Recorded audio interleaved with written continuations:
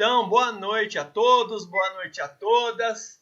A gente está iniciando aqui mais um evento da Festa das Árvores 2020, aqui com os amigos do Museu Florestal Otávio Vecchi. E o evento dessa sexta-feira à noite é uma roda de leitura. Uma roda de leitura que a gente vai ler os textos, alguns textos de Albert Loefgren. O Albert Loefgren, né, que a gente considera o pioneiro da conservação em São Paulo e, por que não, no Brasil, né, já que ele viajou por vários lugares do nosso país, esse naturalista sueco. E ele também foi o idealizador da primeira Festa das Árvores, que aconteceu no Brasil, que foi lá na cidade de Araras, aqui no interior de São Paulo, em 1902. E apresentando um pouco Loefgren, a gente gosta muito de falar sobre o Albert Loefgren. Então, mas por que esse cara é tão legal? Hoje eu queria apresentar alguns dados sobre o Loefgren, que eu escrevi uma matéria para a Festa das Árvores do ano passado, com umas informações que o pesquisador científico do IF, Cláudio Moura, me passou. Ele compilou e aí ele me passou algumas informações muito bacanas. Se tiver alguém mais moderando aí para me ajudar, quando estiver pipocando aqui na sala, que eu vou abrir um outro arquivo, para ler essas informações aqui sobre o Albert Loefgren, que eu acho que são muito relevantes para a gente passar, para mostrar qual que é a importância desse cara, né? O Albert Loefgren, para começar, a gente tem o Baitello, o João Batista Baitello, aqui na nossa sala, que é um pesquisador científico do Instituto Florestal, e o Baitello, ele descrever é quando a gente descobre uma espécie, né? Você olha as características da espécie, tem muito trabalho nisso, né? Não é qualquer um que faz, e você entende que ali é uma espécie nova. O Baitello, que está aqui conosco na sala, ele descreveu 10 espécies botânicas. Então, valeu, Baitello, pela sua contribuição para a ciência. E aí a gente vamos lá para a virada do século XIX para o século XX. O Albert Loefgren, nosso pioneiro da conservação, ele, entre os anos de 1897 e 1918, que foi o ano da sua morte, ele descreveu 44 espécies vegetais de 5 famílias, e conforme registros no site do Missouri Botanical Garden. Essas informações quem passou para a gente foi o pesquisador científico Cláudio Moura, aqui do Instituto Florestal. E o Loefgren, ele, além de descrever espécies, assim como o Baitello, o descobridor de espécies, o Albert Loefgren também foi homenageado por espécies. O nome dele foi colocado no nome científico das espécies. Então, assim, o Loefgren, ele foi homenageado por taxonomistas. O Baitello é um taxonomista, com um gênero e 22 espécies de plantas de 15 famílias diferentes. Muitas das quais ele próprio foi o coletor do material botânico.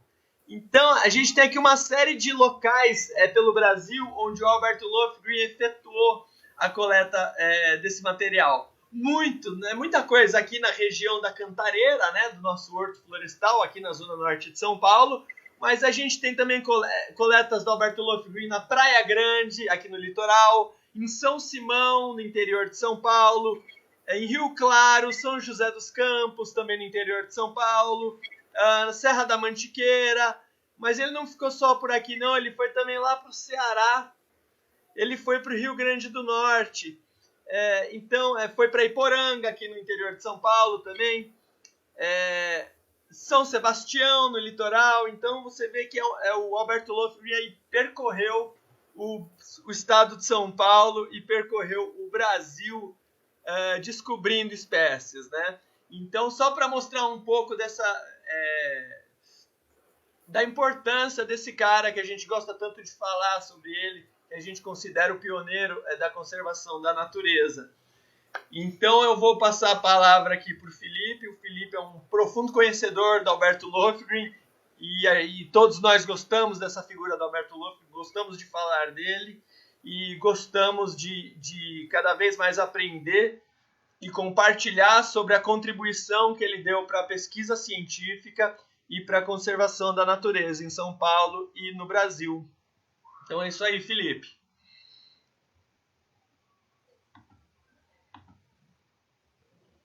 Olá, estão me vendo? Me escutando? Estamos sim.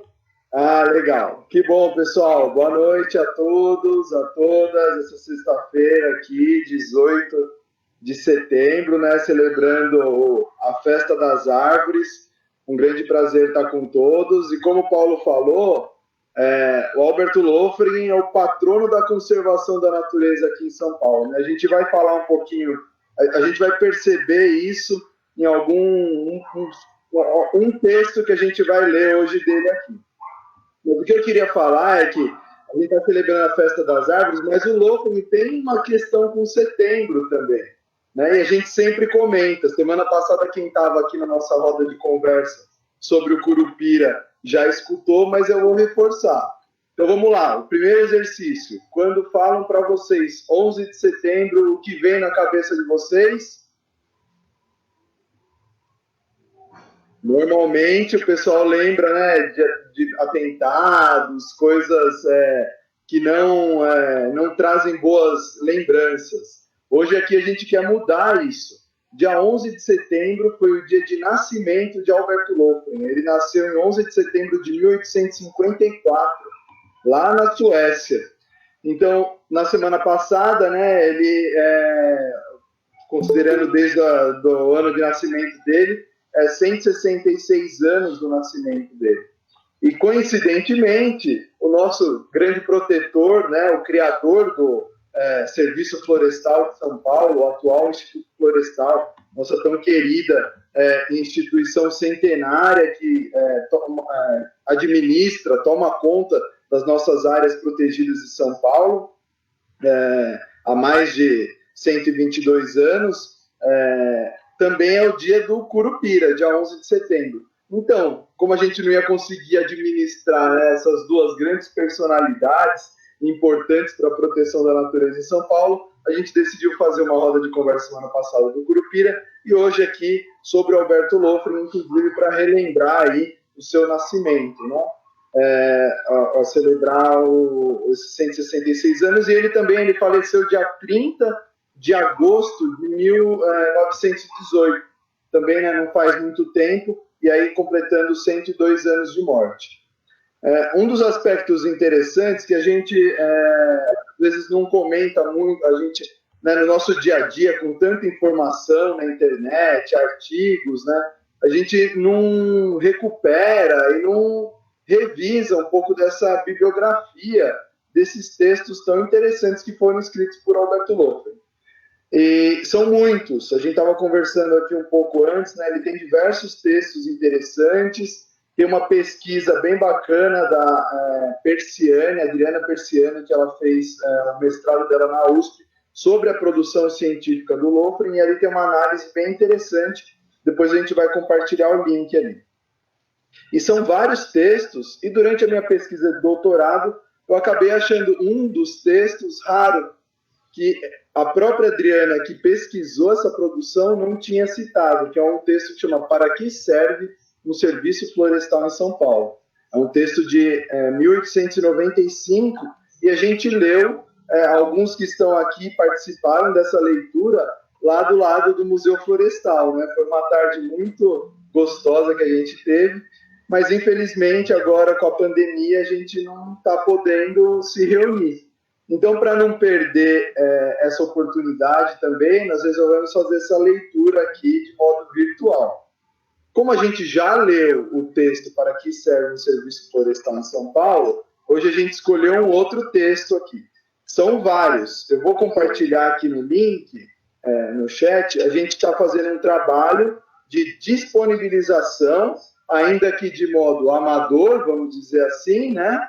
Com fotos de celular, tudo, mas de publicizar e democratizar para que todos que tenham interesse, e na verdade é uma riqueza muito grande, possam ter acesso a essas informações.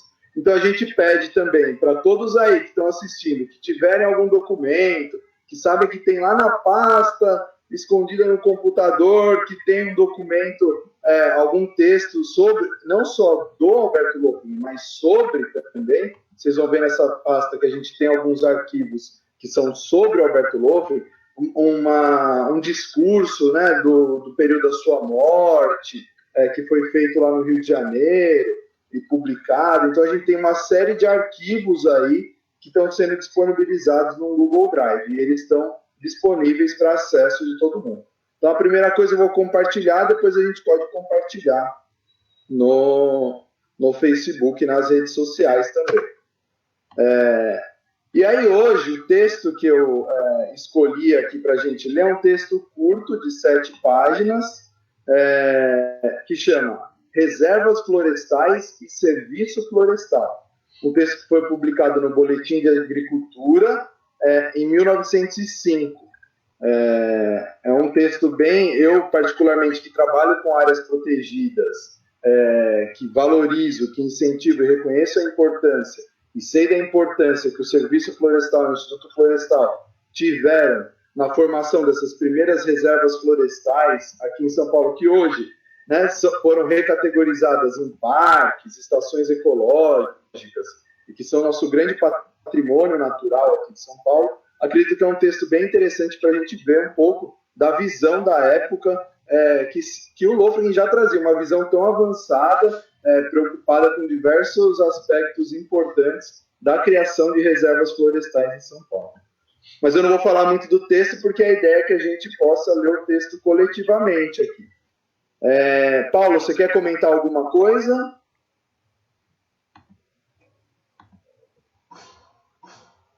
Ou a Natália, que está aí também, os organizadores. Então, esse aqui é um mês da Festa das Árvores, é uma das datas importantes também para nós.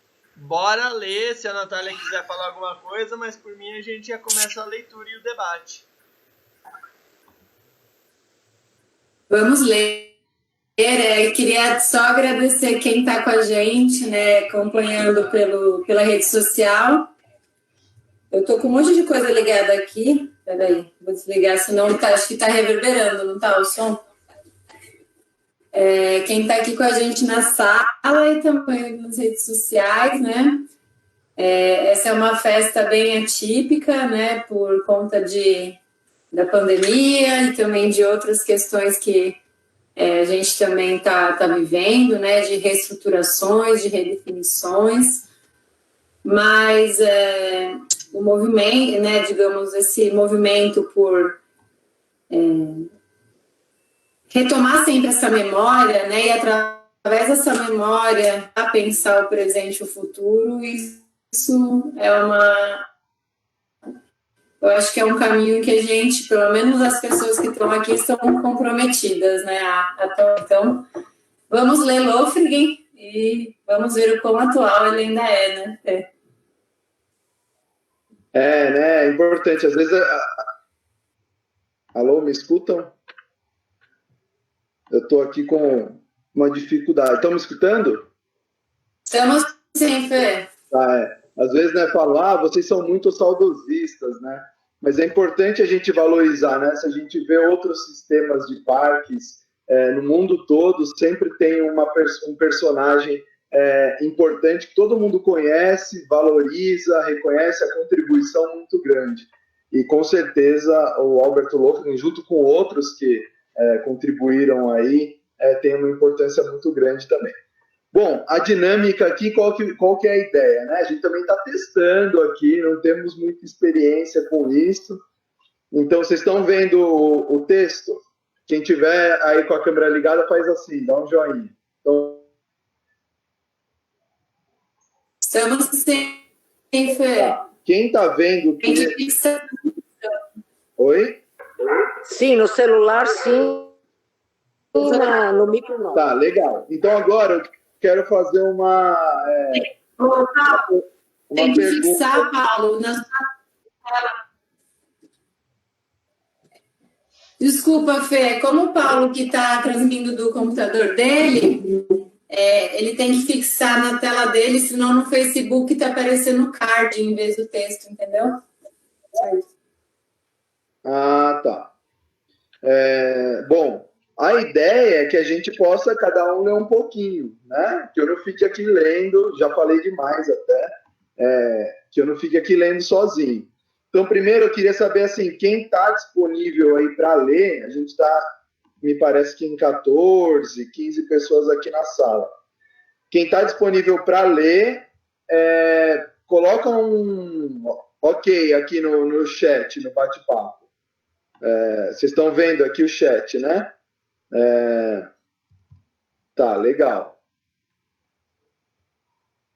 Natália, Paulo, Regina. Certo, vamos lá.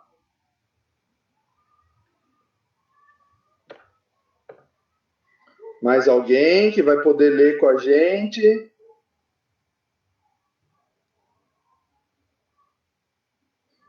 Vai, Telo, vai. Eu só não sei se eu vou conseguir enxergar. Graciele não vai ler, Graciele? Letícia está com a gente também. Marilda.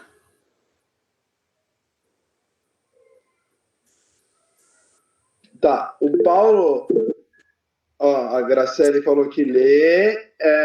O Paulo tinha falado que ele tinha uma proposta de dinâmica também aí. Paulo, como você quer fazer? A gente lê uma parte do texto, pausa e faz comentários. O que você acha? Então, acho que a gente lê o trecho, né? Acredito que você estabeleceu os trechos com essas marcas amarelas, é isso? Sim, é isso. A gente lê um trecho e se alguém se sentir, opa, esse trecho aí me tocou, esse trecho me instigou, vamos conversar sobre isso, a gente para e conversa, porque acho que se o trecho for provocante, a gente para discutir.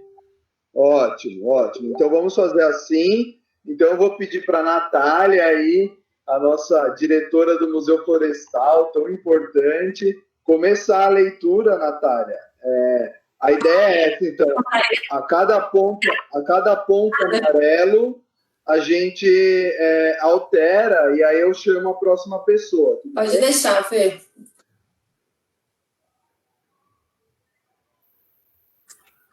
Pode deixar. Tá. Então vamos lá. Reservas florestais e serviço florestal.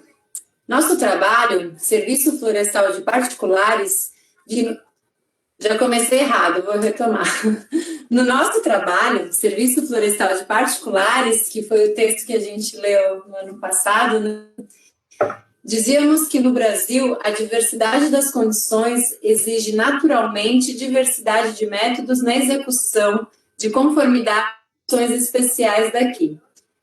Sendo aquele trabalho apenas um plano prático, referíamos ali principalmente à técnica na organização do serviço florestal em propriedades particulares e manteremos sempre esse nosso modo de ver. Parou aí, Fê? Acho que continua, Nath. Tá bom. Quando, porém, se trata de medidas gerais tendentes unicamente a preparar para a instalação deste serviço pela conservação do que existe no país, está perfeitamente justificada a aplicação de métodos e medidas empregados em outros países para o mesmo fim, principalmente quando os resultados benéficos de tais medidas estão patentes. Que efetivamente sejam aplicáveis em toda parte provém de serem independentes das condições locais mutáveis de país para país e não descerem às especificações técnicas, porque ordinariamente são de caráter legislativo e representam um papel de medidas preliminares, das quais a principal é a reserva florestal. Legal. Eu acho que eu vou comentar um pouco, porque eu estava lendo e aí quando a gente fica preocupado não gaguejar muito, mas eu acho que ele está falando aqui, então, que a reserva florestal seria, digamos, uma estratégia aplicada. Seria isso, Fê? Mas em que ano que ele escreveu esse texto, Felipe? 1905, esse texto é de 1905, abril de 1905. E aquele que ele cita, o Serviço Florestal de Particulares, foi quando? Aí é o Baitello que falou, né? De 1903. Certo. Eu não tenho esse texto aqui na nossa biblioteca virtual. Porque ele é de 1902 ou 1903, porque, segundo o que eu já li, o Baitello vai me corrigir se eu falar besteira. Esse texto inspirou a criação do Serviço Florestal da Companhia Paulista, que é de 1903, né? Da Companhia Paulista de Estrada de Ferro. Eu vejo assim, aí eu já vou pedir para a Regina aí ficar preparada para ler o próximo trecho, que me parece assim, né? Já se estava vislumbrando a importância da criação de áreas protegidas em diversos países do mundo, e aí ele estava querendo colocar a dimensão da importância de São Paulo e o Brasil começar a olhar para essa ferramenta como uma ferramenta, na verdade, que poderia ser aplicada em vários lugares, considerando as especificidades locais, mas que era uma ferramenta padrão, né? Um instrumento padrão da gente conservar as florestas. E aí a gente vai ver agora aonde ele está se espelhando, e isso é interessante, quer dizer, lá em 1905 eles estavam se comunicando, estavam sabendo o que estava acontecendo no mundo. Regina, está preparada aí?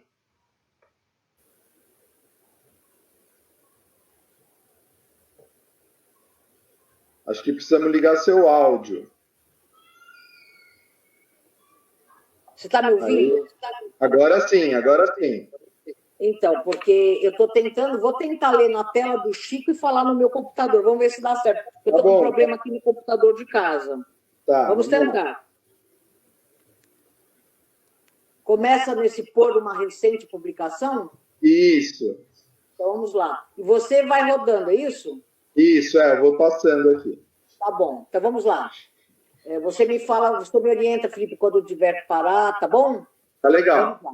Por uma recente publicação do Departamento da Agricultura dos Estados Unidos, sabemos que aquele governo acaba de aplicar este seu antigo e provado método na novíssima aquisição territorial, na ilha de Porto Rico, onde, por decreto de 17 de janeiro de 1903, foi criada a primeira reserva florestal, modelada sobre as muitas já existentes do continente norte-americano. Esta ilha é inteiramente tropical e suas matas estão, portanto, em condições inteiramente idênticas às nossas, de forma que, se o governo dos Estados Unidos ali criou uma reserva florestal, seguindo o método empregado no continente, deve ser porque este método tem ali todo o cabimento, apesar de ser em território tropical, o que permite admitir que seja aplicável também em outros países de igual natureza e clima. O decreto... Continua? Você quer comentar alguma coisa desse trecho? Eu posso comentar? Pode. Eu não vou falar da questão ambiental especificamente, eu vou falar uma questão de política identitária afirmativa. O Lofgren está lá chamando os estadunidenses de norte-americanos. A gente ainda costuma chamar os estadunidenses de norte-americanos ou mesmo de americanos até hoje. Vamos parar com isso, eles são estadunidenses. Norte-americano é canadense, é mexicano também. Americano é todo mundo que está na América, inclusive nós. Então vamos, uma questão da língua aí, uma questão da afirmação da nossa identidade. Vamos parar de chamar a galera dos Estados Unidos de americano ou norte-americano. O Lofgren fazia isso lá no início do século XX, a gente ainda faz no início do século XXI, mas vamos mudar. Só uma provocação que não é ambiental, mas eu acho que é super relevante. Então, seguir aí a leitura. Eu acho interessante que parece que tinha alguma ideia, né, de que as reservas florestais deveriam ser... não caberiam, por exemplo, para locais tropicais, né? e aqui ele busca justificar uma ação que foi feita em outros países, acho que para falar, ó, estão fazendo isso em outros lugares de clima tropical. A gente pode fazer aqui sim. E aí, Paulo, queria aproveitar então e pedir para você ler aí o próximo trecho, já que você está com o microfone. Obrigado, Regina. Fique atenta aí que logo, logo você volta, Regina. A não ser que a Regininha queira ler mais. Não, pode continuar, Paulo. Eu agradeço, até daqui a pouco. Tá, então, quem quiser ir falando aí, quem for entrando e quiser participar da leitura, põe um ok aqui no nosso chat. Vamos lá, Paulo. É isso aí, então vamos lá. Seguindo aqui com o texto. O decreto a que nos referimos tem o seguinte teor. Considerando que pela seção 1 do ato do Congresso aprovado em 1º de julho de 1902, intitulado Ato autorizado ao presidente para preservar terreno público e edifícios na ilha de Porto Rico para uso público e garantindo outros terrenos públicos e edifícios ao governo de Porto Rico e para outros místeres, fica o presidente autorizado, com isso, dentro de 1 ano depois da aprovação deste ato, a fazer reserva de terras e edifícios públicos pertencentes aos Estados Unidos na ilha de Porto Rico para as necessidades militares, navais, faróis, marinha, hospitais, correio, alfândega, tribunal e outros místeres públicos, como lhe parecer necessário. Deixa eu ver se eu me perdi. Necessário.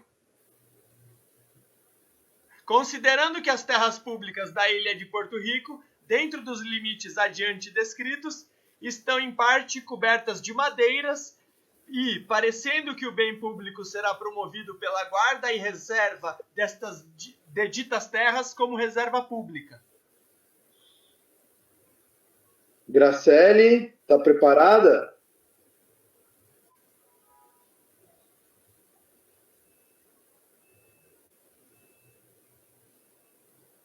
Então, se ela não tiver, continua, Paulo. Vamos lá.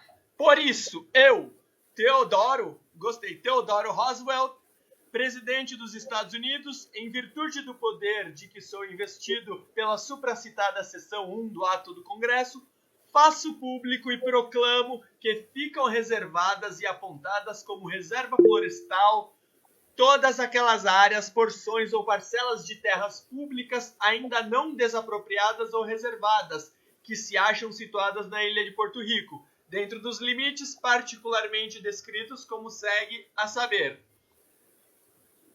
Começa no ponto onde... Paulo, pode pular esse trecho aí. Beleza, são só questões de localização, né, geográfica. Tá, Previne-se expressamente a todas as pessoas para não ocuparem ou utilizarem-se de terreno reservado por esta proclamação. A reserva aqui estabelecida será conhecida como a Reserva Florestal de Luquillo. Em testemunho do que tenho assinado e selado com o selo dos Estados Unidos para ser afixado em público, passado na cidade de Washington aos 17 de janeiro do ano do Senhor de 1903, o 127º da independência da República. Selo Teodoro Roosevelt. John Hayes, secretário de Estado. Alguém quer comentar alguma coisa desse texto? A gente vê aí que, na verdade, a reserva florestal servia para várias coisas, né? Nesse período aí, assim, né? Essa proposta lá nos Estados Unidos, mas que ele utiliza, de certa forma, para mostrar, ó, estão fazendo lá, né? A gente não vai, como é que São Paulo vai ficar aqui diante dessa situação? Alguém quer comentar? Não. Seguimos. Eu queria fazer uma pergunta, Felipe, Jaqueline. Sim, tudo bem? Tudo bem, e você? Tudo certo, eu achei muito interessante, porque eu moro pertinho da Loughran, eu não sabia de toda essa história do Alberto, da família, achei muito interessante. Eu estava lendo algumas coisas sobre a vida dele e parece que ele, e até a partir desse pedaço do texto, qual foi a influência dele na formulação, na regulação, ou até no Código Florestal, como é que isso aconteceu? Vocês têm esse histórico? Essa é boa, hein? Da outra roda de conversa. Desculpa, gente, eu né, vim de outra área, mas eu Mas é legal mesmo. A Jaqueline faz doutorado lá no Nepan também, onde eu estou terminando o meu. E muito legal. Primeiro que a gente estava conversando esses dias, né? De fato, a Rua Lofren aí na Vila Mariana é em homenagem ao Alberto Lofren. Tá vendo? Que legal, boa referência. Sim, sim. E a gente, né? Não sei se eles estão aí acompanhando nossa conversa, mas a gente conseguiu o contato dos bisnetos dele, né? Que moram lá no Rio de Janeiro. Alberto Lofren morreu lá no Rio de Janeiro, faleceu lá. Se eu não me engano, está sepultado no cemitério São João Batista. Eu vi a entrevista sua e do Paulo com os bisnetos. Isso. E ele foi um dos primeiros, Jaqueline, a propor um código florestal aqui para o Brasil, né? E aí o Baitello também, se quiser comentar um pouco, porque a gente estava falando disso, ele chegou a propor, mas não teve sucesso, né, na implantação desse código florestal. Aí ele propõe até um serviço florestal de particulares. E aí a gente conversa aqui um pouco do porquê isso pode ter dado certo ou não. Se alguém quiser comentar aí, o microfone está aberto.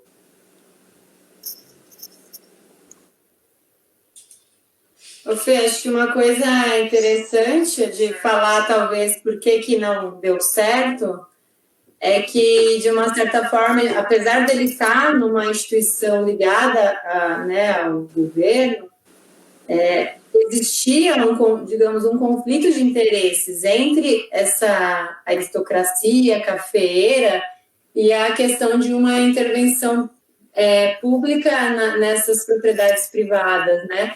Então, ele escreveu muito, inclusive como responsável pelo Horto Botânico, né? Tem um relatório da Agricultura em que o secretário da Agricultura relata, né, que o chefe, o diretor do Horto Botânico, defende a necessidade de criação de uma comissão para se formular uma versão de um código florestal, dá todos os argumentos que o Lofgren sustenta, quase ele abre umas aspas lá, e por fim o próprio secretário da Agricultura, nesse relatório, né, que era dirigido ao presidente da província, depois ao governador, ele fala, mas não achamos que isso é necessário, né?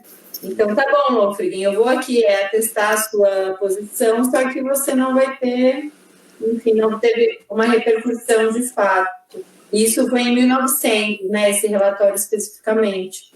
Não é um tema fácil de discutir hoje, imagine, né, no início do século. E aí a gente só ia ter o primeiro Código Florestal em 1934, né? Acho que é isso mesmo.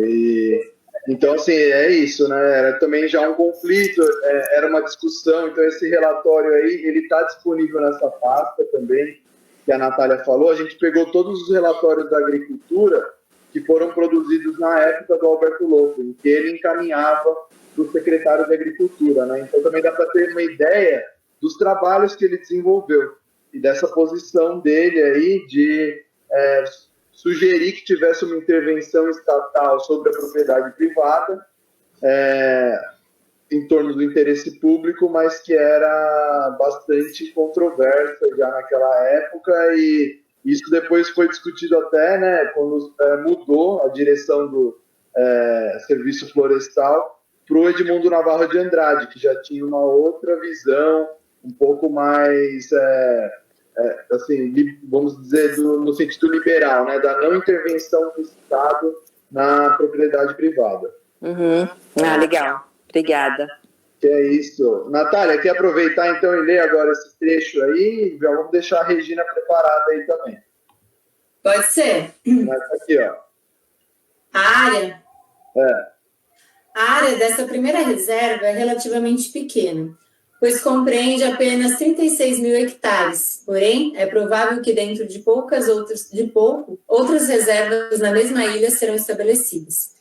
No continente, o Departamento da Agricultura já tem a superintendência de uma área de reservas florestais que atinge a 24.357.298 hectares, ou perto da área toda do estado de São Paulo. Neste número, não se acham incluídas 8 reservas pertencentes ao Ministério da Guerra e cuja área total é de 47.558 hectares. Regina, tá por aí? Estou assim. O pensamento que precedeu a estas medidas de reservar para a nação extensões de mata em diversos lugares do seu território encontra-se nitidamente expresso pelo atual presidente dos Estados Unidos, quando, em dezembro de 1901, dirigiu ao Congresso uma mensagem especial pedindo os fundos necessários para a aquisição da região apalaciana numa extensão de 2 milhões de acres, 809.800 hectares. Nesta mensagem, fundamenta ele o seu pedido pela transcrição das palavras do secretário da Agricultura no relatório apresentado. Continua? Pode continuar. Diz ele, primeiro, a região sul-apalaciana contém os mais altos picos e as maiores massas de montanhas a oriente. Forma grande feição da metade leste do continente e nenhumas montanhas tão elevadas são cobertas com florestas de madeiras duras em toda a América do Norte. Segundo, destas montanhas caem as mais fortes chuvas nos Estados Unidos, exceto a costa norte do Pacífico. São muitas vezes de extrema violência, caindo até 30 milímetros em 11 horas, 80 num mês, 226 num ano. Pode continuar, Regina. O solo, uma vez desnudado de suas florestas, é levado pelas chuvas torrenciais. Perde primeiro seu húmus, depois as suas ricas camadas superficiais, finalmente é carregado em volumes enormes para as torrentes, enterrando os terrenos baixos e férteis, não sujeitos à erosão pelas águas. Destrói os rios e os portos no litoral. Uma única chuva forte carrega agora mais terra desta montanha desnudada do que sairia em séculos estando coberta de florestas. Os rios que originam da região sul-apalaciana correm nas divisas ou por dentro de cada estado, desde Ohio até o Golfo Mexicano, desde o Atlântico até o Mississippi. Ao longo de seus cursos, há interesses de forças d'água, da agricultura e da navegação, cuja conservação é absolutamente essencial para o bem-estar da nação. É interessante aí que ele já está falando do que hoje a gente entende por os serviços ecossistêmicos, né? Eu acho bem interessante, né, Paulo? Ele está fazendo já esse comentário da importância de conter processo erosivo, produção de água, né, controle de regime de chuvas e tudo mais. Então, teve aí, acho que o termo, né, serviços ecossistêmicos vai surgir agora só aqui nos anos 2000, né, basicamente, que vai ganhar mais força. Mas os benefícios diretos e indiretos, como eles costumavam nascer, acho que é muito interessante mesmo, né? O Mansueto Kosinski, no livro Reflorestamento dele, né, se eu não me engano, no Reflorestamento, ele chama de vantagens indiretas da floresta. Sim. Se alguém quiser comentar alguma coisa, senão acho que você pode seguir, Paulo, aproveitar que você está com o fone aberto aí. Então, vamos lá. O quinto a Regininha leu? Eu perdi se ela leu o quinto ou parou no quarto. Não leu. Não, então vamos lá. É que eu tava com isso na cabeça, eu já tava lendo na frente aqui. Only.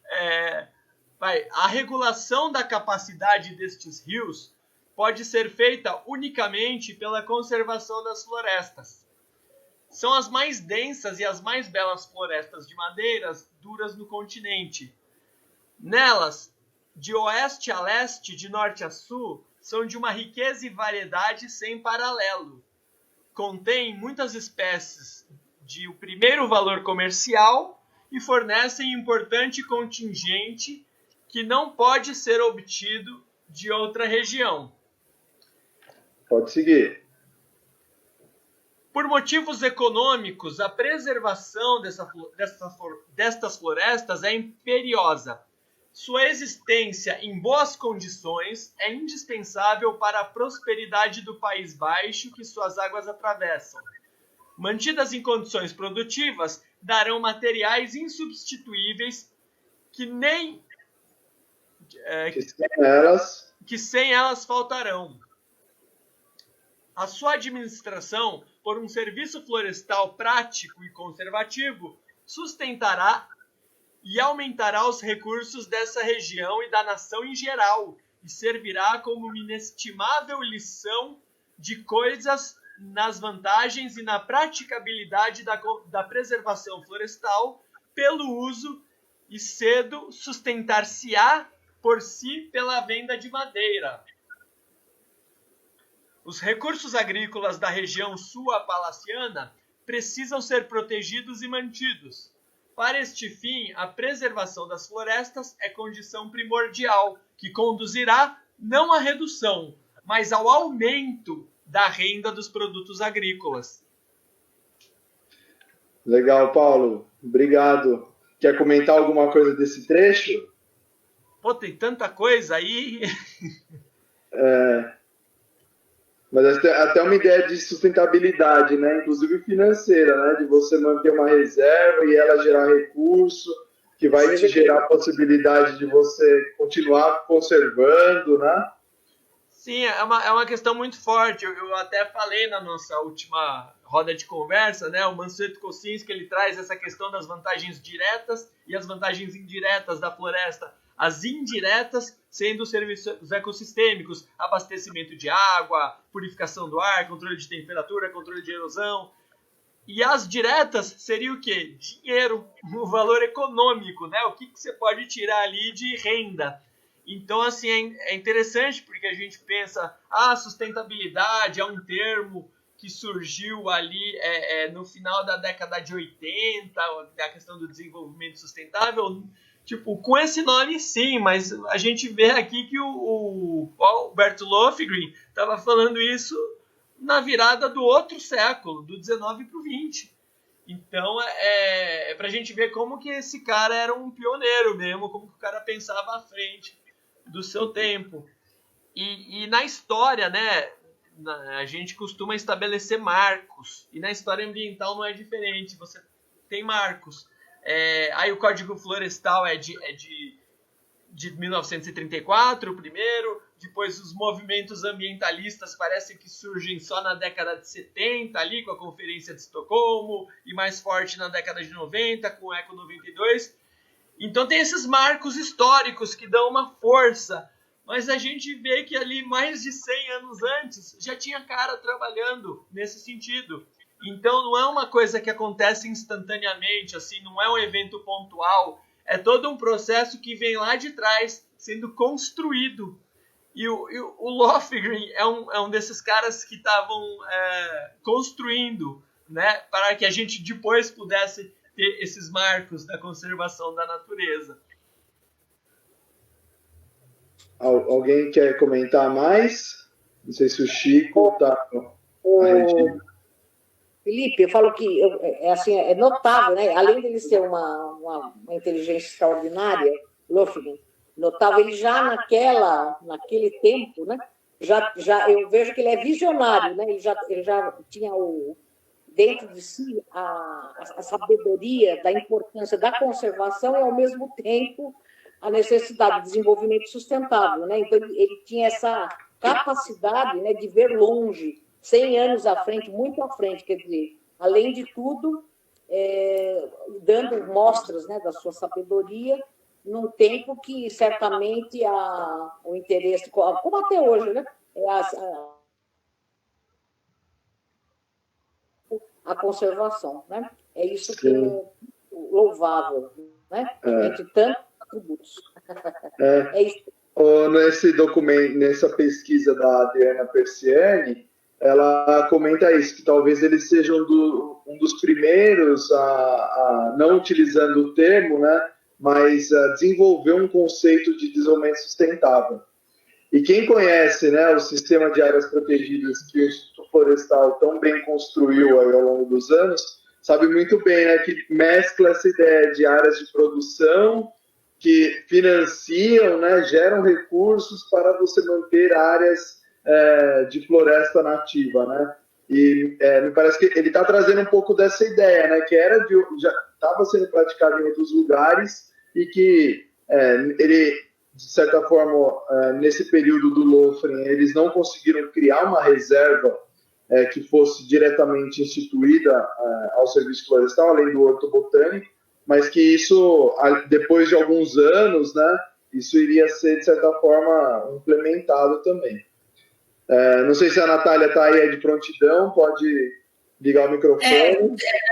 Pensando agora no Hermann Goering, né, que tem lá a primeira reserva biológica poucos anos depois, e a gente tem que lembrar que o Horto Botânico, ele já era uma área degradada, né, quando ele foi, digamos, tornado público, né, porque justamente eles precisavam de uma área para experimentação, né, então para a introdução de espécies.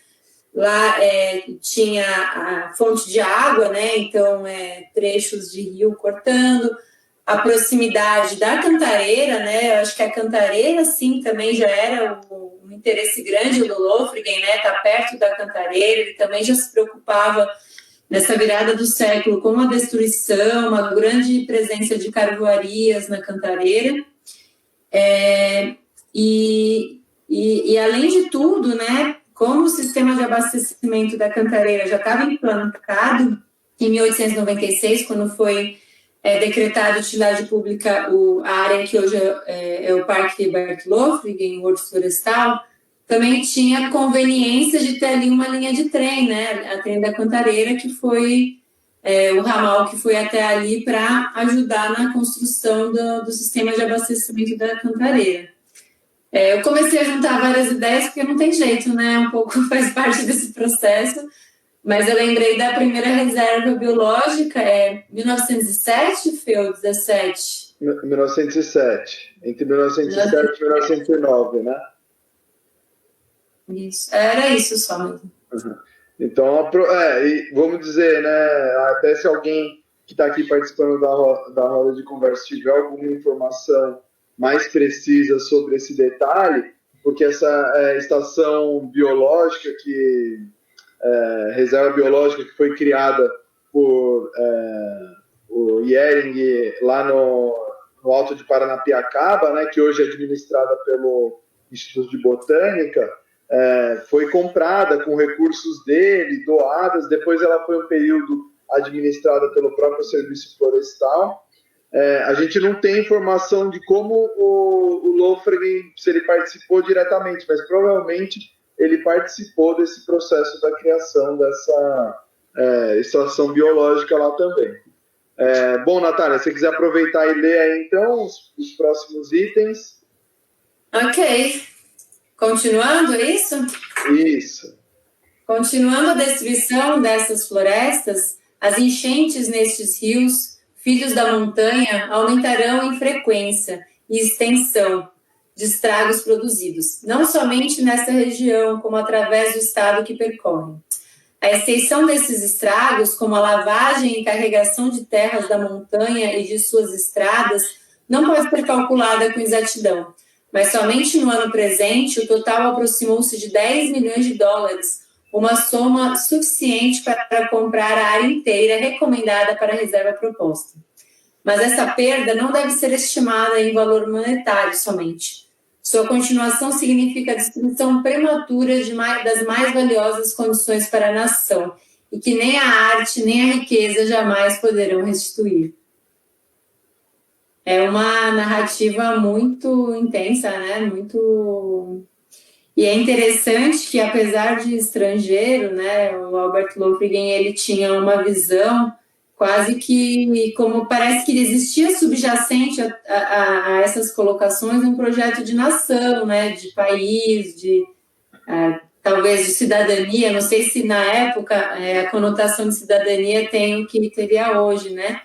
mas dessa importância para o bem-estar da coletividade também, ou seja, uma importância social associada às florestas, né?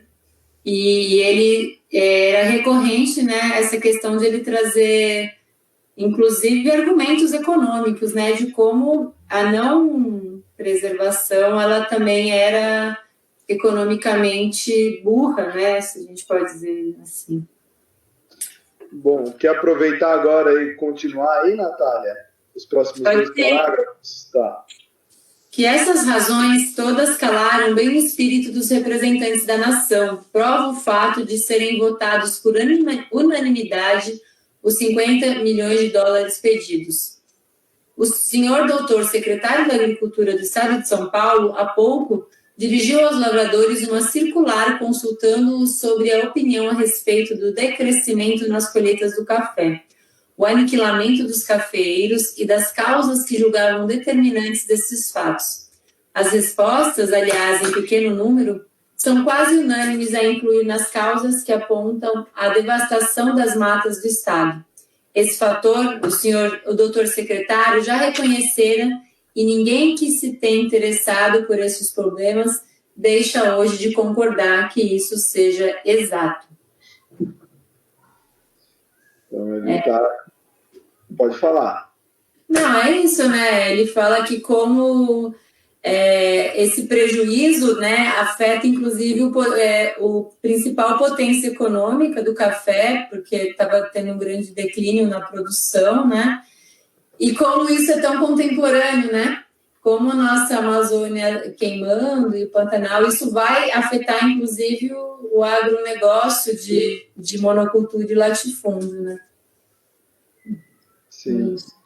E se alguém quiser, retomando aqui então, se alguém quiser participar da leitura, avisa a gente está fazendo um revezamento aqui, e quem quiser fazer comentário também fica disponível aí para ligar o microfone e comentar.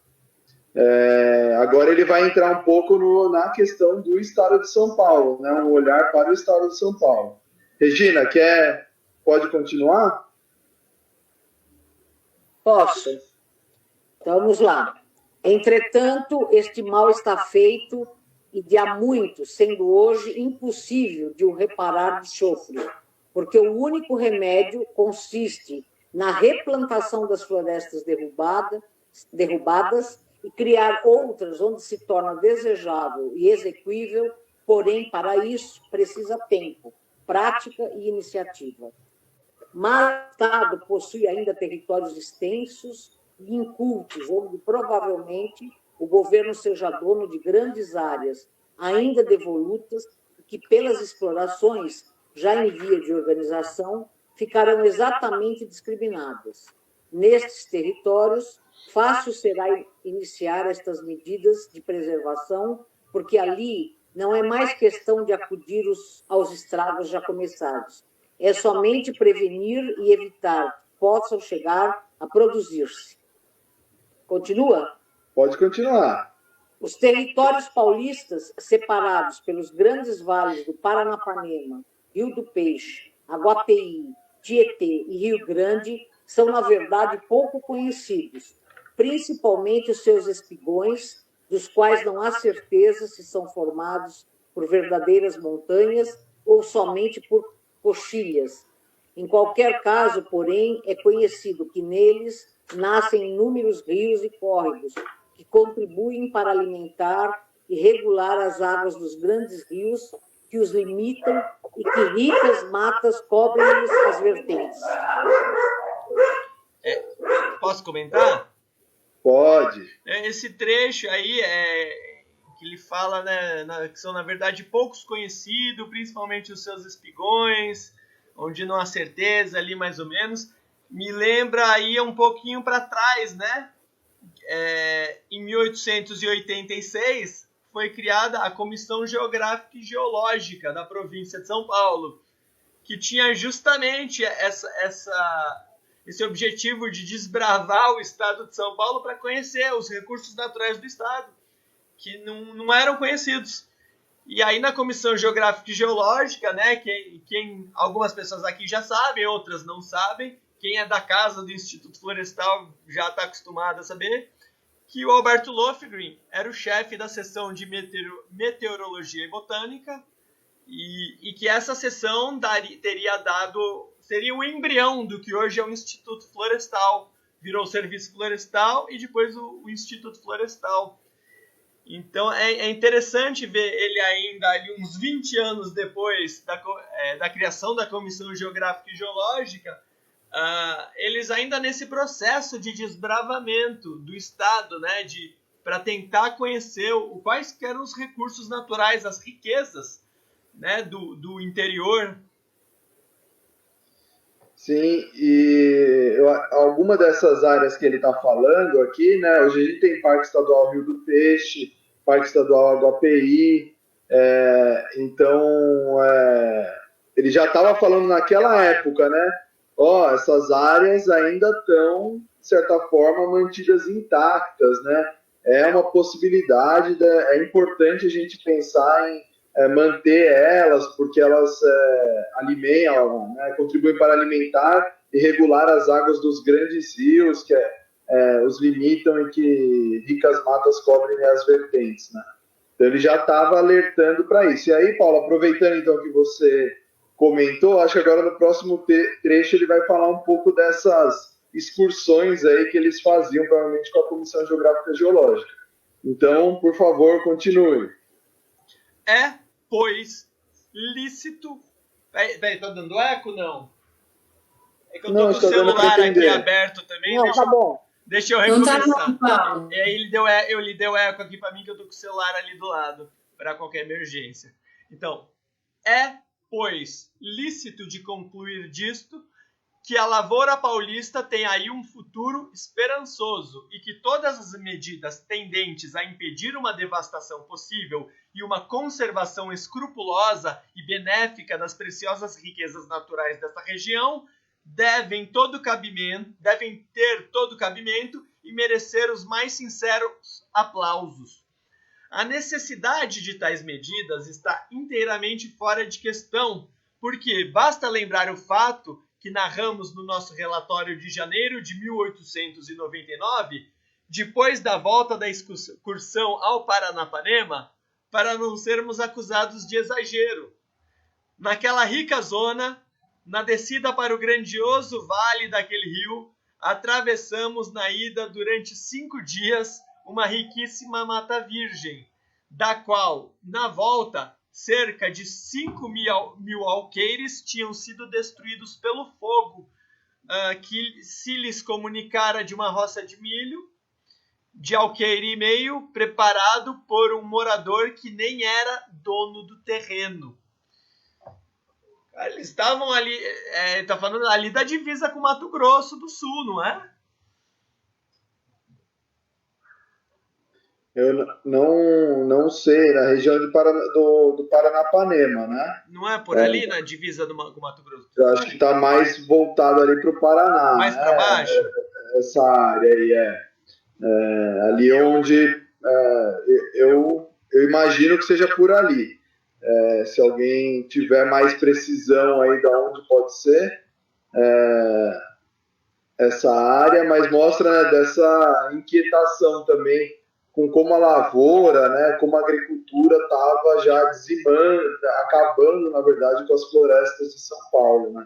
Essa preocupação com o avanço da agricultura aí, que vinha destruindo, né, desmatando o estado. Não sei se alguém quer comentar, senão eu vou pedir para a Regina continuar agora. Oi, querido, sou eu? Acho que né? Não sei, perdi a conta. Agora eu perdi a conta de onde ele parou. Ora. É isso? Ora, fatos destes são extremamente comuns naquelas paragens. E com certeza o serão também nas regiões acima apontadas, desde que as primeiras instalações rurais tenham lugar sem fiscalização possível, enquanto o governo não tenha ocasião de a estabelecer. São, por isso, incalculáveis os prejuízos que possam trazer para o Estado toda uma devastação e desnudação daquela zona, a exemplo dos terrenos povoados do Estado. Afetará não somente o volume dos rios e a fertilidade do terreno, como influirá também sobre o clima geral, tão dependente da extensão e distribuição das matas, como reguladoras do regime dos ventos e das precipitações aquosas. Continua? Pode continuar. Eu acho que é muito interessante, né, essa ideia assim, de... Muito. Como eu falei, um visionário, né, de grande conhecimento, né, e visão mesmo. Não seria, portanto, talvez fora de propósito de estudar os meios mais acertados de estabelecer ali uma ou mais reservas florestais, não somente para a conservação do clima, das essências florestais, da caça e para a regularização das águas, como também porque até agora a fauna e a flora daquela zona não têm sido estudadas e seria uma perda irreparável para a ciência o desaparecimento daquelas matas que, sem dúvida, encerram cópia de espécies ainda desconhecidas pelos cientistas. Ó a preocupação dele, né? A sabedoria. Continua. Eu acho meio impressionante isso, assim, né? É uma ideia, tanto da questão, né, que hoje se comenta um pouco da utilitária, né, das florestas, mas também com esse olhar de pesquisa, né? Nós não conhecemos ainda e estamos acabando, né? Com que nós... Uma coisa que não conhece. Isso. Quer continuar, Regina? Tá gostando? Então tá. O território que vai ser explorado tem uma área aproximada de 70 mil quilômetros quadrados, limitada pelos rios Paranapanema e Rio Grande, e presumivelmente dividida em 5 zonas pelos rios Santo Anastácio, Peixe, Aguapeí e Tietê, ficando a porção maior entre os 2 últimos. Parece, pois, e em vista de ainda não estarem habitadas estas zonas, que não encontraria dificuldades sérias reservar-se aqui para o Estado pelo menos 2 reservas na totalidade de 10 mil quilômetros, acompanhando os espigões que menos entram em conta para a colonização e que, naquela situação, constituiriam a mais perfeita garantia da conservação de todas as excelentes condições naturais em que agora se acham. Continua? Você que sabe, está animada, pode continuar. Eu terminar até o parágrafo, vai o próximo. Seria, ao mesmo tempo, uma garantia para a flora e a fauna atuais, que com o povoamento fatalmente desaparecerão em pouco tempo, em prejuízo irreparável para as ciências naturais do país. É igualmente admissível que tais reservas nenhuma falta farão ao Estado de São Paulo, considerando o benefício que poderão trazer para os territórios vizinhos, mormente se forem demarcadas, de modo a respeitarem as boas terras de cultura, porém, isso depende dos dados que as explorações devem fornecer. Pronto. Legal, Regina. Se alguém quiser comentar alguma coisa, senão, Natália. Para dar continuidade? Só se quiser comentar. Agora ele vai entrar aqui numa questão interessante que também, alguns anos depois, aí o Instituto Florestal ia ter uma relação tão forte com algumas associações japonesas, né? E aí ele vai entrar um pouco nesse detalhe aí agora. Como prova que não se pode fazer falta ao Estado a reserva de área indicada, temos o Império de Mikado. É um exemplo que serve muito de confronto, visto seu clima assemelhar-se muito ao do Estado de São Paulo, sendo, portanto, as condições primordiais essencialmente idênticas. Naquele país, o serviço florestal ocupa um lugar saliente e a sua organização é comparável ao melhor dos países mais adiantados. Na ilha do Nippon, que é a principal daquele arquipélago, calculam-se as matas em torno de 22 milhões e 800 mil hectares, ou 59% da área total da ilha. Desta área, as florestas do governo ou reservas florestais são calculadas em 13 milhões 186 mil 234 hectares, as imperiais ou da família imperial em 2.073.680 hectares e as particulares em 7.540.200 hectares. O serviço florestal iniciado pelo governo do Japão há relativamente pouco tempo adotou vários ciclos de roteamento que variam de 40 anos para as árvores de crescimento rápido até 200 anos para as que se desenvolve lentamente, e os mesmos ciclos adotados nas matas particulares. O benefício que o governo obtém desse seu serviço é avaliado em cerca de $1 milhão anualmente e está em constante aumento. A organização do serviço florestal pertence ao Ministério da Agricultura e Comércio e compreende 16 diretores, 325 ajudantes, dos quais muito pertence também às escolas florestais. Destas escolas, que além do Instituto Dendrológico de Tóquio, criado em 1882, constam de 62 estabelecimentos. O governo recebe quase todo o seu pessoal para este serviço. Provavelmente ele já estava falando, né? Pode gerar recurso, ele não devia ter muito, né? Então ele devia estar falando, pode gerar recurso, mas para chegar nisso eu preciso ter uma equipe mínima, né? Acho que nesse período aqui ainda a equipe que estava trabalhando aí no Horto Botânico era muito reduzida, né? Mas acho que ele também estava mostrando, sem uma instituição forte, com condições, é difícil alcançar. Em 1882, constam de 62 estabelecimentos. De certa forma, a gente vive isso até hoje, né? E pensar também, né, Fê, no investimento a longo prazo, porque até hoje no Brasil, mesmo o sistema, as produções florestais, elas são para cortes rápidos, né? 6, 8, 12 anos. E eles já tinham, uma rotação até de espécies com plantios para 200 anos, né? Para coleta. Sim. Quer continuar, Nath? Nós estamos chegando no final aqui, então aproveitar. Vamos lá, então. Sendo a área do Japão, compreendendo todas as ilhas apenas de 382.000 quilômetros quadrados, vê-se que é somente uma quarta parte maior do que o estado de São Paulo, cuja área está perto de 300.000 quilômetros quadrados. Se, pois, no Japão, as reservas florestais que atingem a respeitável área de 131.860 quilômetros quadrados não fazem falta para uma população acima de 38 milhões de habitantes, certamente será demasiado para o estado de São Paulo reservar não será demasiado para o estado de São Paulo reservar a pequena área de 10 a 20 mil quilômetros quadrados, nem habitados ainda. Qualquer, porém, que seja essa área, será ela sempre não somente um benefício incalculável, como um verdadeiro atestado de progresso e título de glória para o Estado, além de ser um exemplo para o resto do país. Horto Botânico, abril de 1905, Albert Lofgren.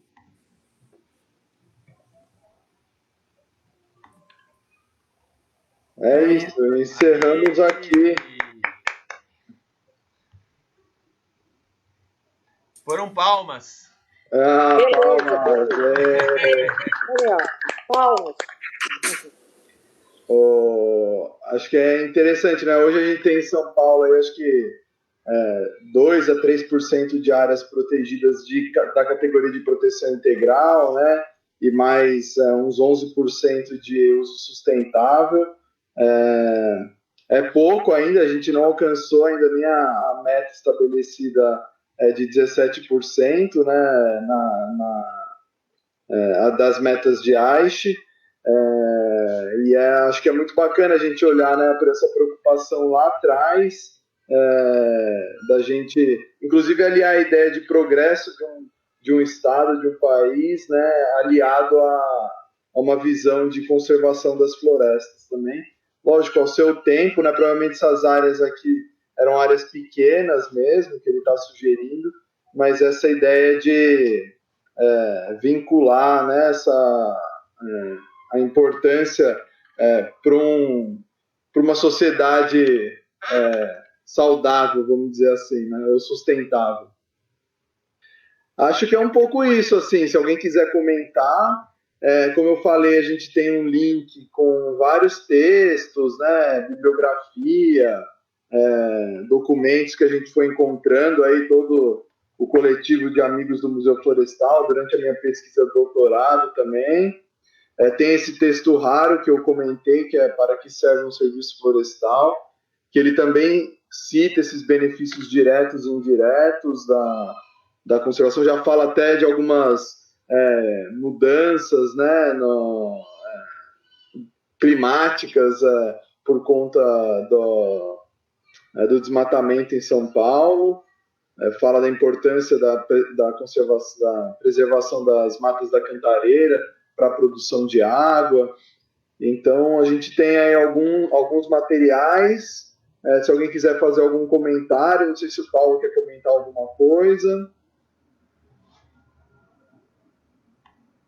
Não, vamos abrir para o pessoal aí, ver se alguém aí quer comentar. A gente tem um monte de gente aí bacana aqui dentro da sala.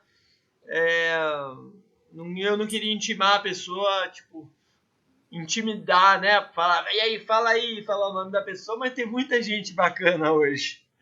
Então... o Paulo, acho que também melhor dá para agora desfixar, né, a apresentação e deixar a cara das pessoas, mas não fui eu que fixei, é o Felipe. Felipe que tá mandando. Aí. Acabei de tirar. Coloquei o fone aqui que tava. Acho que é um pouco isso, assim, né? A gente tinha combinado de fazer essa leitura aí hoje, algo bem tranquilo também, assim, né? Acho que não é vamos dizer, não é para ser uma análise muito aprofundada também, mas para a gente também celebrar um pouco dessa memória, desses escritos, né, desse personagem que, de certa forma, influenciou bastante aí as nossas instituições, né, o nosso pensar ambiental aqui em São Paulo. É muito legal que vocês têm esse trabalho de preservar essa história, essa memória, e como a Natália comentou, é quase um projeto de nação, assim, né? Tem um manifesto, uma vontade de evoluir que é muito interessante, assim, uma história que a gente não pode esquecer mesmo. Sendo sueco, né? Pois é, ainda vem da Suécia fazer isso. Felipe. Regina. Oi, Regina. Olha, eu falei, até comentei agora aqui, eu gostaria imensamente que os nossos, não só daqui, mas que os governantes, né, tivessem uma gotinha do amor e da visão do Lofgren para parar, né, de destruir o nosso patrimônio de valor incalculável, não é? E que a gente está com muita tristeza assistindo na nação, né? Com todo o estrago. Então, esse texto magnífico, a história do Lofgren, tem que ser levada aos quatro cantos, né? De norte a sul, leste a oeste, e a gente usar essa sabedoria para salvar o que nos resta. Porque é muito angustiante para a gente ver tanto estrago, tanta ganância, né, se sobrepondo à vida. Viu? É essa a mensagem que eu gostaria de deixar. E o meu abraço carinhoso do meu marido Francisco também. Tá bom? Um abraço, Regina. Valeu. Um pouco assim também, né? A gente percebe que, de certa forma, algumas... nem tudo que se escreveu teve sucesso, né? Acho que o momento que a gente vive aqui no nosso país, né, é um momento muito difícil, assim, da perspectiva ambiental, né? Mas nós, acho que todos que estamos aqui, quem está também acompanhando aí de certa forma, somos entusiastas, né? E acho que pensar também, olhar um pouco para esse texto e pensar, né, a importância de a gente criar uma ideia de país, né, que se preocupa, de nação, né, que se preocupa com a preservação das florestas é fundamental. E eles já traziam isso lá atrás, né? Isso depois vai ser mais, na época do Museu Florestal, isso vai ganhar até mais força. E aí a Natália também estuda bastante esse momento aí, né? Depois ali na década de 20 e 30, mas acho que ele pode inspirar, né? Um texto desse acho que serve um pouco para inspirar, né? Nós, assim, em momentos tão difíceis que vivemos, assim, serve um pouco para... também não foi fácil, né? A jornada, provavelmente, do Lofgren no Horto Botânico não foi fácil, né? Ele também deve ter encontrado muitas resistências, muita gente falando que não servia, né? Que não tinha necessidade de investir dinheiro naquilo, e ele superou e conseguiu, e hoje a gente tem, né, talvez, falando aqui em termos de São Paulo, um dos sistemas subnacionais mais importantes de áreas protegidas do Brasil, né? Então, às vezes o momento é difícil, mas se a gente olhar lá para frente, com certeza a gente vai ter bons resultados, né? Que os anjos passem e digam amém. É isso mesmo. Temos que perseverar. Sim. Felipe, só um último comentário. Não sei se houve alguma atualização sobre a possibilidade de fechamento da fundação. Você sabe se o Dória revogou, enfim, porque para as universidades acho que teve uma mudança, mas eu não sei sobre os institutos. Eu não sei se os colegas aqui têm mais informação atualizada, né? Na verdade, Jaqueline, o projeto de lei, antes do projeto de lei ser apresentado, né, ele tinha foi anunciado que provavelmente seria a proposta de extinção da Fundação Florestal, que é uma fundação filha, né? Ela foi criada para ser um órgão auxiliar do Instituto Florestal, em 1986. E aí o anúncio foi de extinção da Fundação Florestal. E aí teve todo um movimento, né, pela não extinção da Fundação Florestal.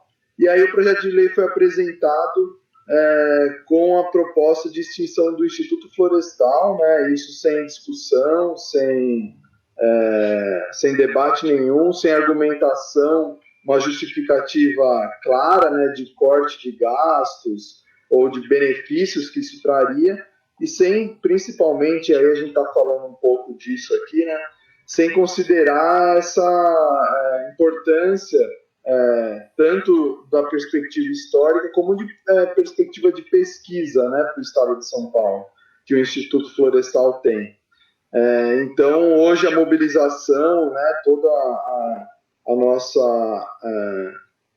nossa questão de retirada do Instituto Florestal desse projeto de lei também, que é meio...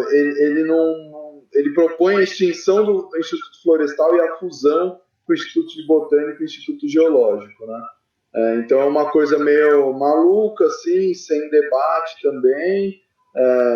Um pouco... eu estou falando isso aqui, né? Eu não trabalho no Instituto Florestal, nem na Fundação Florestal, não sou funcionário público, porque a gente está também, de certa forma, transmitindo essa roda de conversa aqui pelos canais oficiais, né? Mas aproveitar aqui para fazer um pedido público, né, para que o Instituto Florestal seja retirado, né, desse PL. Na verdade, o PL é um grande problema para todo o Estado, não é só o Instituto Florestal, né, ele propõe a extinção de instituições muito importantes para o Estado todo, e nesse momento de pandemia, né, sem discussão, sem justificativas técnicas, sem coerência nenhuma. Então, na verdade, o melhor seria a retirada desse projeto de lei na Assembleia Legislativa, né? Não sei se ficou claro, Jaqueline. Se algum colega quiser comentar alguma coisa também. Não, de acordo. Obrigada, Fê. Só para saber se houve alguma atualização, mas realmente é crítica essa decisão. Né, no momento de pandemia, assim, e tem uma questão aí que acho que eu vejo também assim como problemática, é que é um momento delicado para todo mundo, né? É um momento complicado para todo mundo esse momento da pandemia.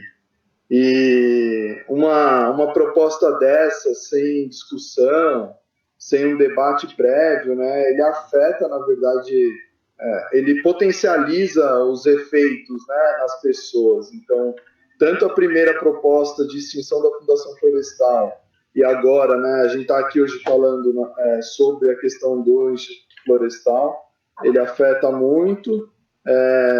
Imagina todos esses outros funcionários, essas pessoas que dependem de todas as instituições, as universidades, né, a FAPESP, todos os órgãos aí que foram incluídos nesse projeto de lei, né? A boiada passando aí na pandemia, né?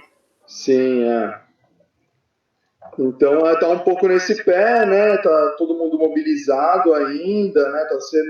Tendo vários debates, tanto online.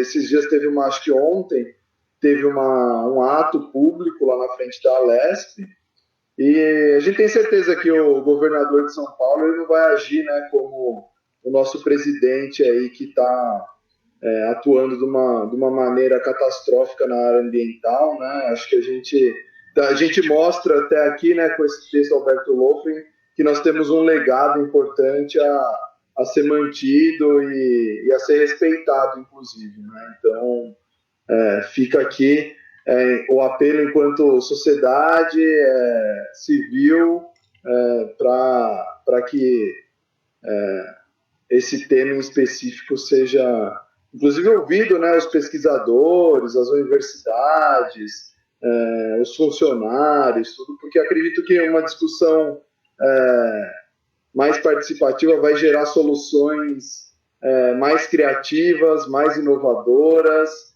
Ninguém está falando também que a gente precisa voltar lá para trás como era o Serviço Florestal em 1905, né? Ninguém quer isso, ninguém pensa assim, mas acho que uma discussão compartilhada é importante para se chegar em resultados melhores, né? Inclusive porque é isso, a gente precisa ter melhorias para as áreas, né? Com certeza. Obrigada, Fê. É isso aí, Felipe. Nosso abraço. Sim. A gente estava discutindo, né? Acho que foi inclusive uma pergunta da Jaqueline durante a nossa leitura, se o Lofgren, né, efetivamente conseguiu realizar o que ele propunha, como que foi esse processo. Aí depois eu trouxe essa questão dos marcos. Você tem os marcos históricos, mas tem sempre alguém lá atrás que trabalhou para que chegasse nesse marco.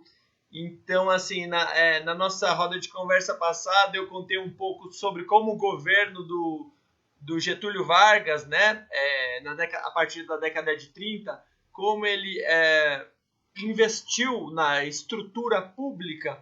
E isso foi uma das coisas, por exemplo, que possibilitou que a obra do Lofgren se efetuasse de algum modo, porque o Lofgren tinha proposto lá atrás o Código Florestal, e aí, numa outra conjuntura específica, o Código Florestal se efetivou em 1934, no governo Getúlio Vargas. O próprio Museu Florestal, onde eu e a Natália trabalhamos, ele foi, de alguma forma, proposto lá atrás pelo Alberto Lofgren. Se eu não me engano, é no texto Para que serve um serviço florestal de 1895. E aí o Museu Florestal só foi efetivado em 1931, começou a ser construído em 28, mas então tem um processo para as coisas se efetivarem, né?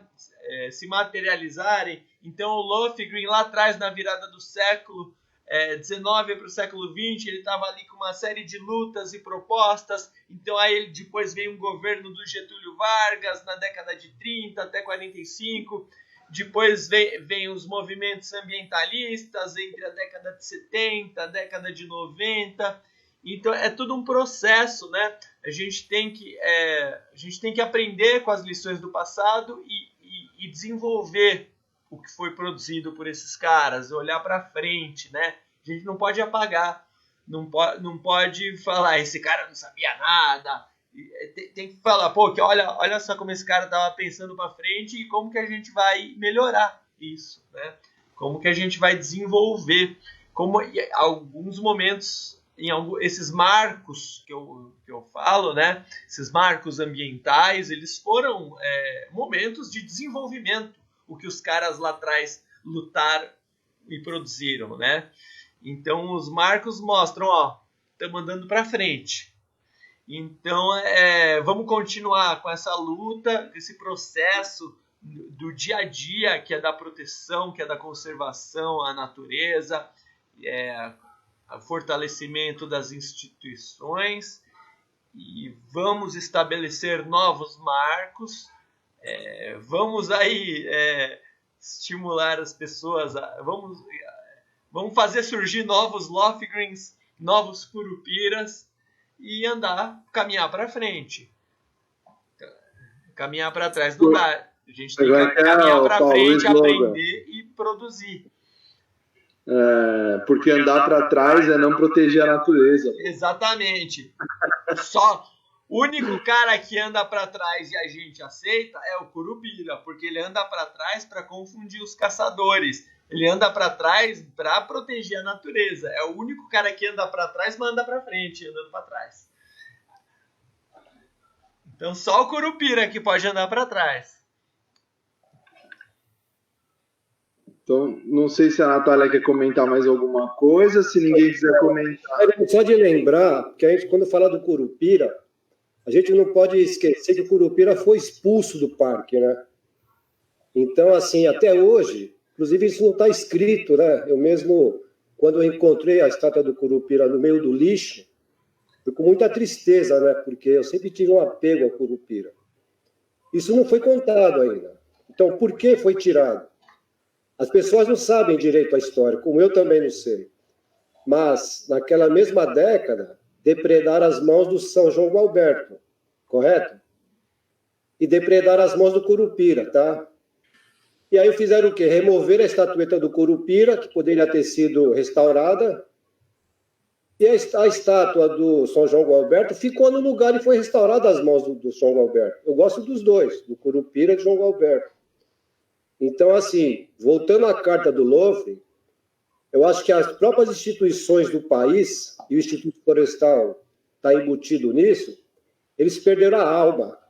Eu me lembro muito bem das palestras da dona Ondalva, que o nome dela já sugere, Ondalva, né, uma onda alva. Ela dizia assim, falta alma no Instituto Florestal, porque existem pequenos grupos, então tem um grupo de pesquisadores que não se dá com outro grupo de pesquisador, que também não se dá. No Instituto Florestal, teve diretor do Instituto Florestal que não dava a mão para quem não tivesse um curso superior. Tá? Então, assim, falar em preservação, o que a gente percebe que nessa carta do Lofgren, que no próprio Instituto Florestal, eu já ouvi muitas pessoas dizer que o Lofgren não era tudo isso. Né? Então, falta alma em tudo isso.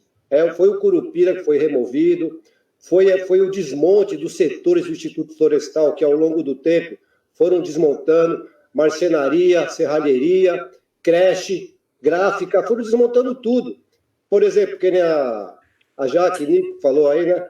Perguntou do Instituto Florestal. Eu vejo com puta tristeza isso. Eu sou peão, né? Eu sou varredor do parque. E assim, como que a classe que não é do alto escalão, como que ela foi, como que eu posso dizer, foi injustiçada? Perderam, né, ganho, perderam insalubridade, nem é local de falar isso daqui agora no momento, mas é momento sim, porque quando a gente vê essa floresta do Brasil pegando fogo, inclusive hoje pegou fogo na floresta de Bauru, né? Estão sabendo? Eu vi no UOL. Então, assim, esse desmonte, o próprio Instituto Florestal, é muito tarde para o pessoal correr atrás hoje. Porque, assim, aquela coisa, cada um foi vendo o seu lado. Quando a dona Ondava falava que falta alma no Instituto Florestal, era isso. O Instituto ele se perdeu no esteio das vaidades. Então, tem gente muito lá em cima e tem gente muito lá embaixo. Vamos falar da Festa da Árvore, né? O Instituto Florestal, ele ajudou na Festa da Árvore, na realização da Festa da Árvore. A gente no museu, a gente teve que correr atrás. Né? A diretora do museu teve que colocar recurso do bolso para poder fazer a festa acontecer. E a gente não teve apoio do próprio setor. A gente não teve apoio. A Festa da Árvore foi morrendo com o tempo. Fizemos Festa da Árvore no parque, e o Instituto Florestal não tinha uma árvore, uma muda de árvore sequer, para poder plantar no parque. É chato falar isso. Mas as verdades têm que ser ditas. Você vê, hoje nós temos aqui 10 pessoas, uma roda de conversa super importante. Cadê todo o clero do Instituto Florestal, da Fundação Florestal? Cadê a população? A população do entorno do Instituto Florestal conhece as atribuições do Instituto Florestal, não sabe que tem a pesquisa lá dentro. Dá a impressão, como disse uma vez um escritor português, os pesquisadores precisam sair dos gabinetes e ver lá fora se a pesquisa dele está resolvendo o mundo. Não é nem uma crítica, né? Eu não ia nem abrir o meu microfone aqui. Mas acho que o que o Robson falou faz sentido, ou seja, a gente precisa integrar mais a comunidade, precisa sair, né, da esfera só acadêmica, de pesquisador, e aí seria legal vocês comentarem como é que a gente consegue ampliar esse escopo, aumentar essa rede de pessoas interessadas nesse tema e que possam fazer alguma coisa prática. E Robson, acho que assim, é um momento, né, que na verdade todo mundo tem que se repensar, né? Acho que esses momentos, de certa forma, servem também para a gente refletir, né? O que aconteceu e como a gente pode melhorar, né? Acho que, de certa forma, a gente aqui é um número reduzido, a gente está acostumado a fazer, a gente faz porque a gente gosta, porque a gente ama, a gente acha que é importante porque isso vai ficar, de certa forma, disponibilizado aí, é importante que as pessoas, pelo menos tenham uma ideia, né? Você sabe muito bem que, por exemplo, se não fosse você ter tido a sua proatividade para recuperar o Curupira e ter mantido ele 20 anos sob sua guarda, né? Hoje ele não faria parte do acervo do Museu Florestal, a gente não teria resgatado toda essa história, não teria colocado hoje lá um outro Curupira, como a gente falou semana passada. Então, de certa forma, as instituições são feitas por pessoas, né? E não só as que estão lá dentro, são as que passaram, as que estão às vezes do lado de fora, estão contribuindo, como a Jaqueline falou, é a sociedade, né? Acho que serve de ensinamento um pouco esse texto do Lofgren aí. Nós precisamos ter a sociedade do nosso lado. Precisamos ver como a gente sensibiliza, emotiva, fala, né, de uma linguagem que, de certa forma, as pessoas, falem, como assim está se propondo uma coisa dessa? E, Felipe, eu acho que uma coisa... Você quer que conclua? Não, pode falar. Uma coisa importante que está na fala do Robinson, no pensamento da Ondalva, no texto do Lofgren, é que o Lofgren, inclusive quando ele cita, né, enfim, o ciclo de uma produção de 200 anos, a gente trabalha no imediato, né? Mas se os nossos valores são sólidos, a gente ajuda a construir uma coisa que talvez a gente não viva. Porque a gente tem muito motivo, Robson, de não ter coragem, de não ter ânimo, de não ter esperança nessa instituição. Mas ontem eu estava com o Osni pegando semente de pitanga para a gente fazer muda para a festa do ano que vem, entendeu? É isso que nos move, são as pequenas pessoas, assim, A gente não tem um espaço de, enfim, digamos, de importância, porque talvez a gente não está na carreira que é mais importante dentro de uma instituição, mas a gente tem que pensar nisso. E, lógico, parece pouco, mas é esse espírito, essa alma que carece, que tem que ser cultivada, né? Porque sem um espírito de futuro, a gente não constrói nada, a gente nunca vai ter uma nação, a gente está queimando o nosso Pantanal, não tem quase nada de cerrado, Amazônia, enfim, isso é insano, é autodestrutivo. E se a gente fica pensando nisso, a gente paralisa, né? Se a gente não tivesse lá aberto, Robson, para dar a mão para o Felipe, para abrir a porta para Maria José, a gente não teria atendido quantas mil pessoas que a gente atendeu nesses últimos anos, sabe, Robson? É desanimador mesmo, o serviço público, porque quem quer ser servidor público, ele tem que vestir a camisa não da instituição, mas de saber que ele está a serviço do público, né? E isso é um exercício que a gente tem que fazer todo dia. Inclusive, está disposto a mudar, né? Existem valores mais importantes do que uma logomarca, né? E é esses valores que tem que nos mover e é por eles que a gente vai continuar trabalhando, Robinson, seja no instituto, seja num outro instituto. A gente é peão, Robson, é isso mesmo, mas é quem está na ponta, sabe? Eu acho que é importante isso aqui, enfim, né? Esse é a nossa programação entre amigos, né? E isso é uma conversa também entre amigos, né? E se o governo tem planos diferentes, né? A nossa atribuição de servidor público, ela não vai mudar, né? Quem quiser continuar trabalhando em prol, enfim, do bem público, vai continuar, né? Lógico que a gente queria ter condições boas para que o nosso trabalho fosse, enfim, integrado, para que a gente não precisasse, às vezes, tirar do bolso uma lâmpada, né, Robson? Essas coisas.